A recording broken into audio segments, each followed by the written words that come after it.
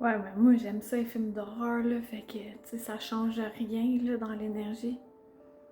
Savais-tu ça que notre corps, il fait pas la distinction entre ce qui est vrai ou ce qui est faux, ce qu'on imagine ou pas, puis surtout les émotions qui sont dégagées. Fait que quand on check des films d'horreur puis qu'on a peur, ça ouvre des portes énergétiques. Fait que si ça fait juste t'amuser puis que tu ressens pas la peur après, je pense que c'est pas un big deal. Mais la plupart des films sont faits juste pour nous stresser puis nous donner peur après. Et ça fait des brèches énergétiques. Un peu comme jouer au Ouija. Très mauvaise idée.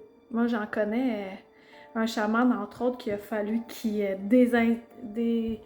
en tout cas, qu'il fasse sortir les petits malfrats qui sont venus suite à l'invitation.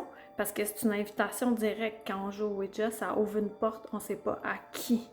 À moins que ça soit fait d'une autre façon, pas la façon usuelle. En gros, énergétiquement, on est plus fort qu'on le pense. Puis on peut attirer des affaires qui nous tentent pas, malgré nous. Fait que selon les émotions, fait que d'aller écouter les nouvelles, de regarder des films d'horreur, de se d'entretenir du patinage, des basses vibrations, ben tout ça, ça nous maintient dans un état plus bas.